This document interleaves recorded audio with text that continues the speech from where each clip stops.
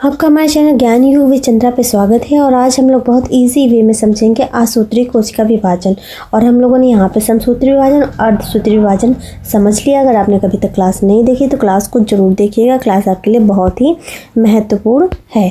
ठीक है, तो देखिए आसूत्री कोशिका विभाजन जिसको माइटोसिस सेल डिवीजन कहते हैं, इसमें होता क्या है कि यह आसूत्री जो विभाजन होता है इसमें कोशिकाएं देखिए कैसे होती हैं, अविकसित होती हैं। ठीक, आसूत्री विभाजन में कोशिकाएं अविकसित होंगी, जैसे कि जीवाणु हो गया, नीलहरी शैवाल हो गया, अमीबा हो गया। प्रोटोजोआ में आसूत्री विभाजन होता है। कैसा होता है? आसूत्री विभाजन पाया जाता है।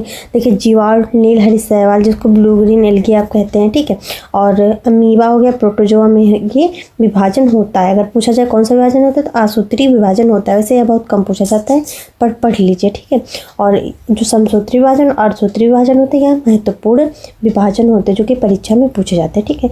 और इस प्रक्रिया में पहले केंद्रक क्या होगा? लंबा होगा। पहले देखिए केंद्रक है, फिर केंद्रक कैसा होगा? ये लंबा होगा। ठीक, केंद्रक कैसा होगा? लंबा होता है। और फिर क्या होगा? फिर से सीधा हो जाएगा। ठीक, सीधा होकर के फिर से सीधा होकर के दो भागों में क्या होता है? यहाँ से विभाजित हो जाता है। ठीक है, और प्रत्येक भाग में क्या होगी? संतति जो केंद्रक जो होगा वह पहुंच जाएगा। संतत केंद्रक क्या होगा? प्रत्येक भाग में पहुंच जाता है। इसे हम लोग कहेंगे आसूत्री विभाजन। क्या कहेंगे? आसूत्री विभाजन कहते हैं। अब इसको चित्र के माध्यम से समझते हैं।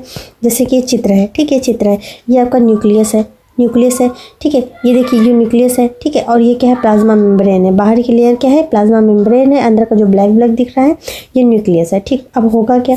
अब देखिए लंबा हो जाएगा, ठीक, सीधा हो जाएगा, लंबा हो जाएगा। अब इसका जो न्यूक्लियस होगा, क्या देखिए ये भी लंबा हो गया, ठीक, ये भी लंबा हो गया। और देखिए यहाँ से कुछ हल्का सा पतला हो रहा है, ठीक, फिर लंबा होकर के क्या होगा? फिर यह सीधा हो जाएगा। कैसा होगा?